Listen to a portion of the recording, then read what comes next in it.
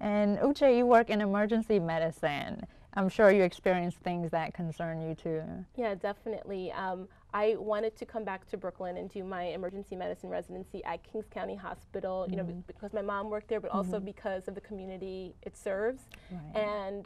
And part of that experience has been really a little, you know, shocking to me. Of course, on the news, you always hear about young people being the victims of violence, but I've actually been able to see, you know, firsthand so many of our young people coming in after getting into altercations or being shot, and it's just, I mean, it really is has made a huge impact on me. I try to find opportunities while I'm treating my patients to talk to them about what happened, what's going on. A lot of people, I mean, a lot of the young people often talk about revenge, and when they're laying on the stretcher from their injuries, and you know, I tell them, no, you know, you need to focus on yourself and focus on, you know, on healing. And I also tell them, next time you come in here, you know, it may be your last time. So I really do not want to see you in here again. This is an opportunity for you really to change your life and to change the way things are going. I also feel like, you know, as a young Black woman, it's important for people that look like me to see me as their physicians, because in so many of my patients, you know, in their heads, a doctor does not look like me. And I've had so many of my patients tell me that. They think I'm the nurse, they think I'm the tech, they think I'm the social worker. And when they find out I'm their doctor, they are, some of them are shocked, and some of them are pleasantly surprised. So now, dealing with the things that you hear and see throughout the day, like how does that affect you when you're at home by yourself, or you have your thoughts to yourself? Like, do you feel heavy-hearted sometimes? Is it hard to deal with? Yeah, I think, so I'm an internist, so that means I take care of adults with chronic illnesses. And so I've had 4 years actually to get to know a lot of my patients. And so a lot of times it's really hard to separate and compartmentalize what happens at work and to leave it there and go home. So it's quite often, I think this is the case probably with a lot of physicians, that, you know, you think about your patients, you think about sort of the sad and tragic cases, but I think really in order to be the best doctor you can be, you have to maintain your compassion, but you also need to learn to really sort of, when you're away, really focus on yourself and your life outside of work to maintain that balance. Right, Uche? I mean, there are times when I've gone home crying after a shift. It doesn't happen often, but there are certain cases that really affect me, and I especially hate when I have to tell families, you know, bad news about one of their loved ones. But I try my best to, as Oni was saying, compartmentalize my feelings, and, you know, when I get home, just totally decompress. And if I do need to talk about it, I usually talk to my coworkers about it, because they really understand, you know, the best. Okay, so you don't call Oni first. Only if it's really bad. Only if it's really, really bad. Okay. You guys had, when you were younger, had gone to, your dad's from Clarendon, Jamaica, so you had taken a trip with him. What was that experience like? Right. So I think, just to go back to our fathers in general, so he came in when he was 17 years old, and I think he is really a self-made man. He you know, was able to get an education through the GI Bill. He went to Brooklyn College, and he got his MBA from Baruch College, and spent the majority of his career working at the Board of Education, doing accounting work for the Board of Education. And I think he's just really has been a foundation for us, has supported us through all of through our career, through our lives and everything. So it was great really going back to where he's from. And, you know, he said he was from the country, and he really was from the country. I remember we couldn't even understand, like, half of our, like, distant relatives, we couldn't even understand a lot of their accents. Even he couldn't understand it. But it was really great to it was sort of a homecoming of sorts, to really see where he was from. And I was really able to appreciate, you know, his upbringing and how much he had really accomplished. And I had asked you guys earlier how your parents met. Oh, yes. So our parents, they met at Brooklyn College in the library. And I think initially my mom was kind of like, who's this guy who's talking to me? But she quickly warmed up to him and loved his look, loved the sunglasses, the shikis, you know, loved what he was about. They both were very progressive minded.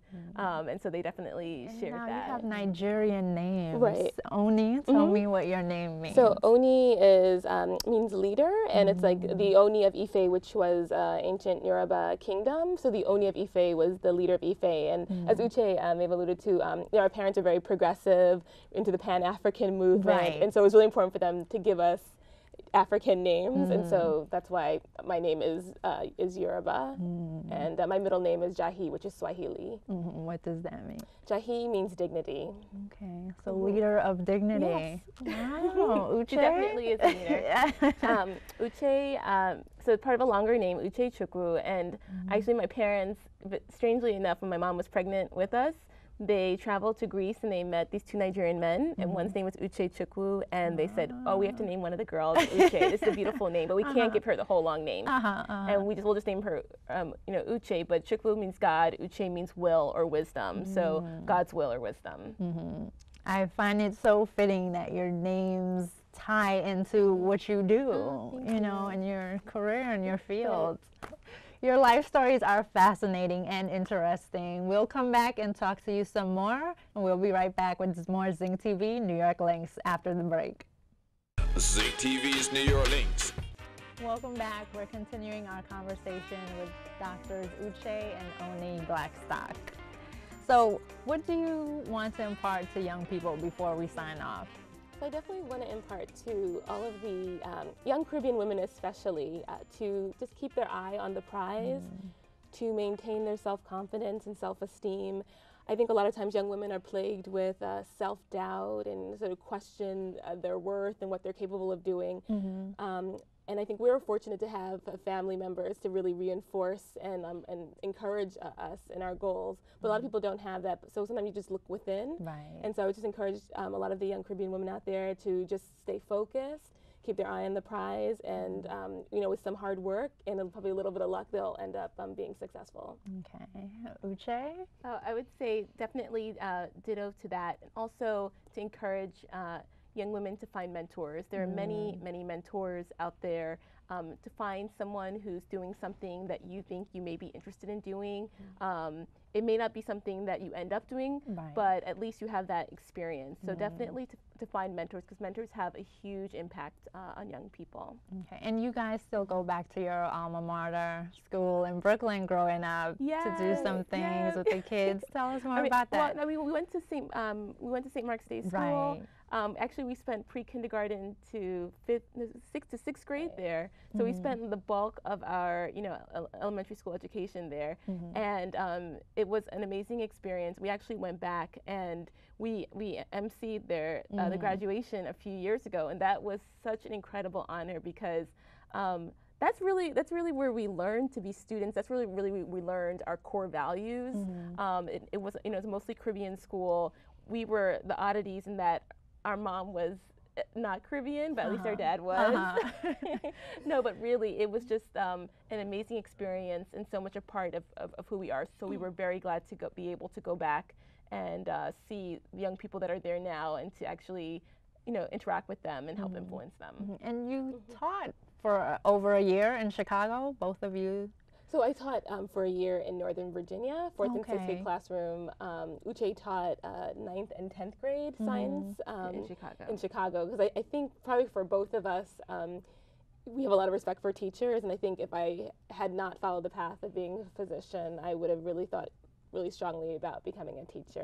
Because education is incredibly important to us, important in our family. And so that was a really great experience. Okay, and what was your interaction like with the kids and what they took away from it and what they learned from you guys? Right. So I think something similar to what Uche alluded to, well, actually the school where we both worked were predominantly white schools, and I think that it's just really important for people who are not like us to see people like us in positions where we're doing well, we're excelling, we're educating people, because I think that really broadens people's minds, and so that we don't judge people when we see them, and we, just get to know people first before deciding what they are doing. Okay.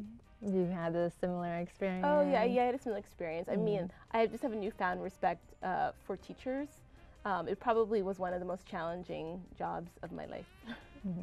Thank you so much for being here with us. It was a pleasure speaking to both of you, and being able to celebrate your achievements for this Women's History Month. So please remember, celebrate Women's History Month this month and every month, every day, all day. I am Kamala Roberts. Thanks for watching ZYNC TV's New York Links.